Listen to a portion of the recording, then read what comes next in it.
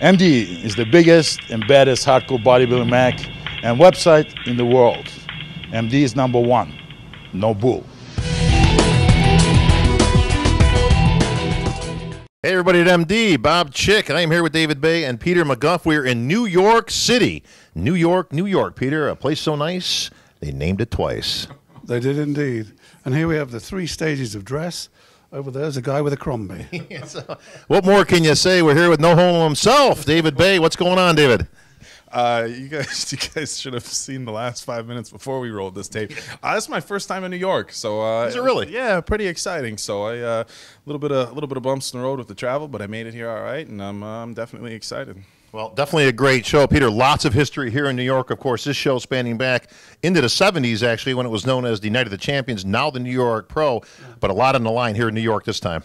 Yeah, I mean, New York's always been a great muscle town. The crowd really loved the beef. You know, Lee Haney made his name here, Dorian. Now we've got another guy, Big Ramy, who burst through last year and looks like he might be even better this year. Now, this is a name that came up just a few weeks ago. We were in Pittsburgh. Jim Mannion bringing out all the stops there, of course, the top 8 or 9 Olympians there. Big Ramy was in the house, but his coach, Dennis James, unsure whether he would actually be competing here or not because he lost a little bit of time with that respiratory infection. But it looks like he's on track, and his name's on the list. Yeah, you know, we saw him in Pittsburgh, and I was just like, he is not a guy who's 2 weeks out from a show. For as massive and as impressive as he was, didn't look like he was going to be ready. Saw pictures online, and as I've said a million times, those don't always tell the story.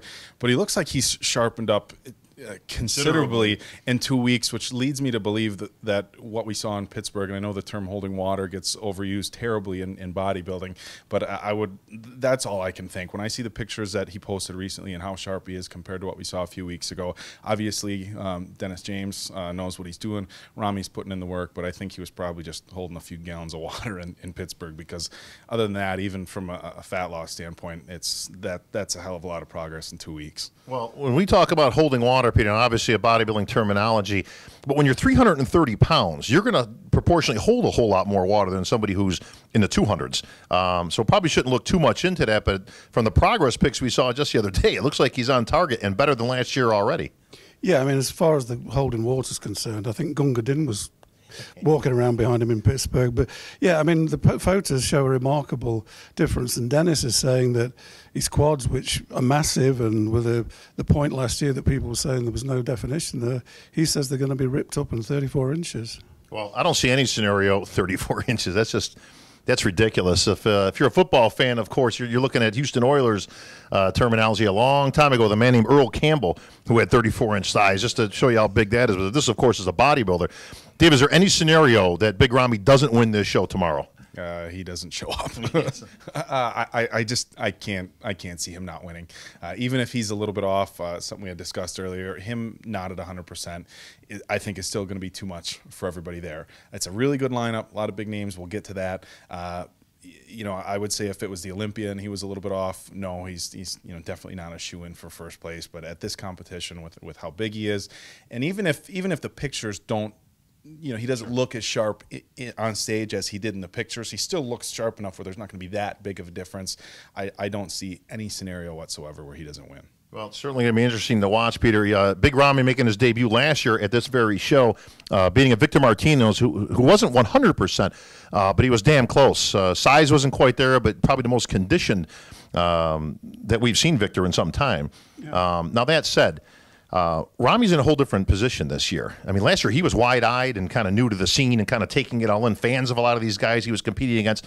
Now he's got a win under his belt. He's got an Olympia under his belt, Peter. I expect we're going to see a much more fierce competitor on stage and much more aggressive out of Ramy.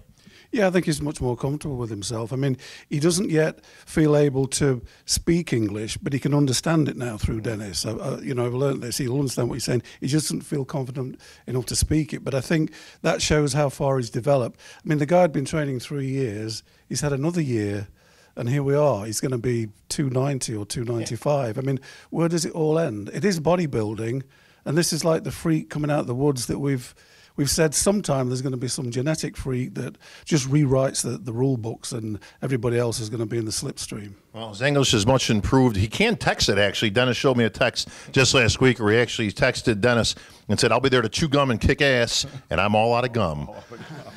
So He's catching on quick. He's learning the important English. Yeah, well, you know, we got to slip a few of those in there. But let's move on with the lineup because it's actually a decent lineup.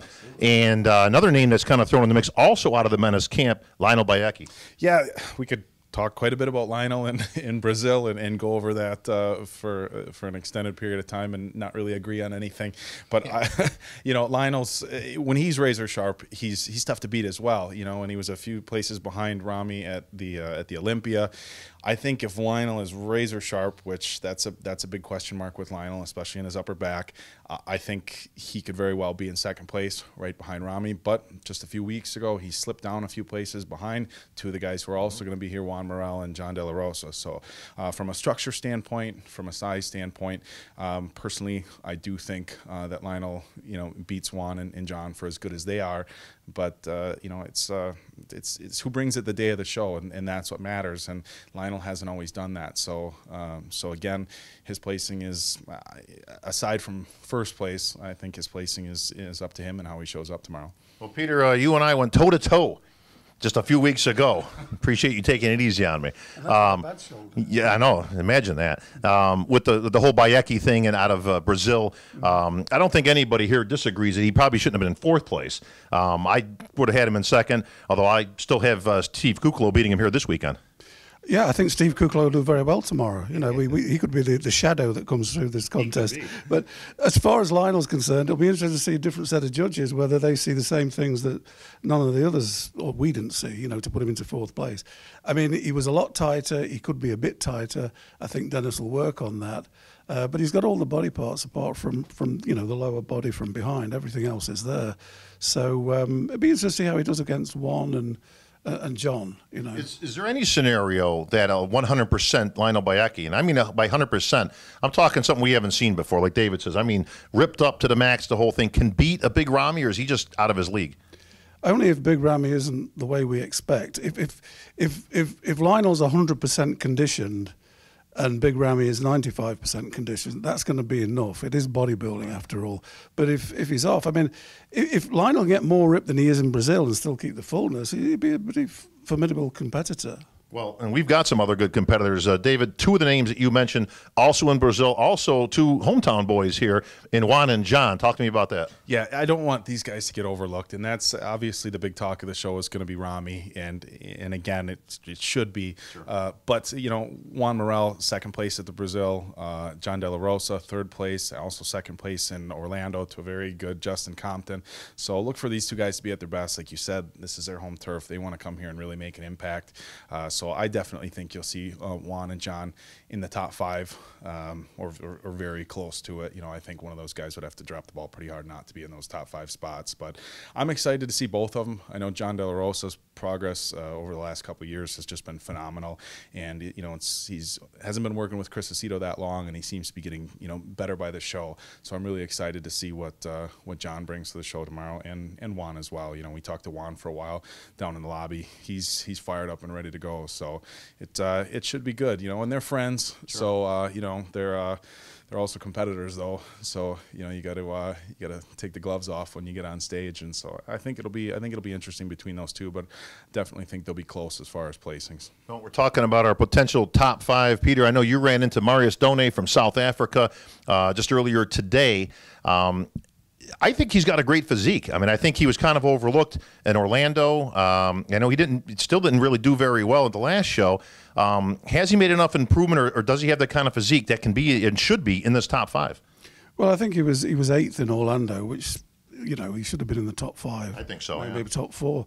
And again, in Brazil, by the pictures, he should have maybe been a bit higher. But, you know, Brazil they're all nuts down there, you know. So, I mean, we saw him today. He's very, very hard. He was still to fill up. There'll be a video on later on tonight about it. The big point against him, nobody said he's got a weak back or weak delts or anything.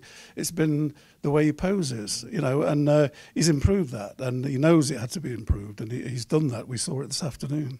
And we also saw a very good example of this just last week where Baye Abbotspour, who's also in this show, and we'll get to him in a second, literally took himself out of the top 5. He had a physique to be in the top five, but didn't display it. Very lackluster in his posing, almost looked, almost carb depleted to the point where it kind of wasn't really happening on stage, but it cost him, Peter. Should have been there, but his display took him out. Yeah, when he first walked on his own, it's like, this guy's a front runner, and then it was like he wasn't interested. It was like he wanted to be in the audience watching. It's remarkable. I've not seen that sort of lackluster display ever, I don't think.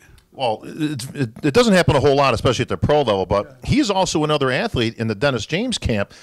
Conceivably, could Dennis have 1, 2, and 3 in this show in Big Ramy, in Baye, and can an Abbotspour, is he big enough to do any damage, or is he in the 212 here? I don't know that he's going to be in the open. I'm assuming with him being in the 212 in Dallas last weekend, he'll be in the 212 again. I don't know if maybe he thought he played slower in Dallas because he wasn't full enough, or there was something that he sacrificed in his physique to get to the 212. I'm assuming he'll be in the 212 again, but he's going to have his hands full again. Obviously, Guy Cicherillo, who won, and Aaron Clark now. So I agree with Peter 100%. I don't know that I've seen at any level somebody just give up like that. Maybe at a local level when somebody's in like the 4th call out and shouldn't even be at the show, and they're kind of like, well, whatever.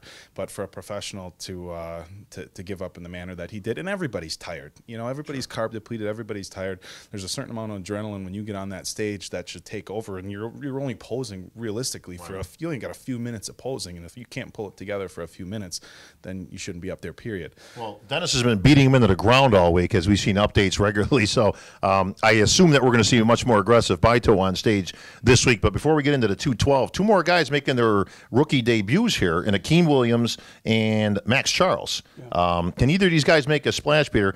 Both have impressive physiques, and for this lineup, a golden opportunity perhaps sneak into that top 5. Yeah, I'm especially impressed with Akeem Williams. I mean, I didn't realize that he's only been competing for 4 years and training for 5 years. And, when you look at him, he's got every body part, and he's full and round. He's got hamstring split from the side. He's got the calves, round muscle bellies everywhere.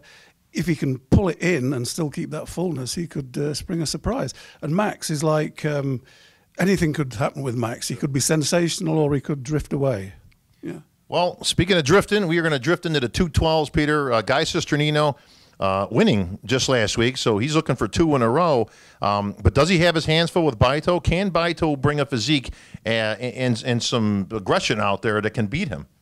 Well, Baye has to do that. He has to be more aggressive than anybody to make up that leeway to show that he really cares. But I mean, I think the big threat will be Aaron Clark. Guy was in the best shape of his life, complete. The physique flowed together.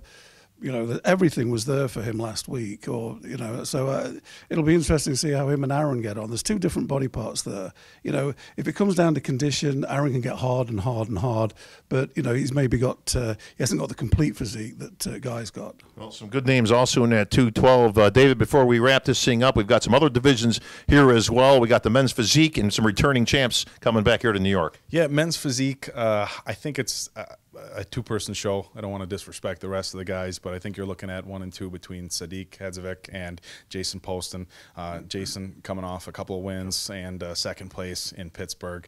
Sadiq, we haven't seen him compete so far this year. Got 4th at the Olympia last year. I don't see those 2 guys not being 1 and 2. As far as who places ahead of who, should be interesting because Sadiq is a little bit more of a muscular physique guy, similar to Jason. I prefer Jason's structure a little bit more to Sadiq's, but with the physique, not really sure in the direction they'll head tomorrow. But those 2 guys, I think, are going to be your 1 and 2. With the women's physique, you have Juliana Malacarne. End of story. Yeah, there really isn't a lot of other big names in the women's physique, so that's. Again, no disrespect to any of the competitors. I think that's kind of a done deal. As far as figure, some of the big names that jump out, you have Heather Dees, Camila Rodriguez, and Jennifer Strobo. I think you can probably look for those to be your top 3. And then, let's go to the resident expert on bikini, Peter. Any names on bikini jumping out at you? Corey Everson was always looked good in a bikini. No, I love the bikini class. The girls are great. I just have this question about why they have to do that stance where they stuck the the butt towards you. I still don't know why that happens. I know exactly why, but let's get into that later on off the camera. Bikini, David, you got some big names. This is actually a big show for bikini. It is a big show. You have reigning Miss Olympia, and she's won 4 or 5 shows in a row, Ashley Kaltwasser. You have Stacey Alexander, who's been right behind her at all those shows. Charmin Narman. Narman, you're going to have to help me with her last name. Sriya, and then you have Yarishna, similar last name. Yarishna, Yashira, you pick it, Peter. Betty Smith. I got her for the win, so... But I think Ashley will probably walk away as the winner. And one of the things that gets discussed a lot is why does Ashley always walk away with the win as close to everybody else? It's her backside. I know Peter's talking about pushing her back up. There's your answer, Peter. I have nothing against women's backsides. Well, let's rephrase. Hey-oh, anyways, that'll wrap things up here for the pregame. Keep focused right here on MD, folks, because we've got a lot more coming through at you throughout the weekend, of course. We'll give some post-prejudging opinions on see what goes down there. And, of course, the finals tomorrow night. We'll see who takes it all out of the bite of the Big Apple. For Peter McGough and David Baye, this is Bob Chick signing out. MD is the biggest and baddest hardcore bodybuilding mag and website in the world. MD is #1. No bull.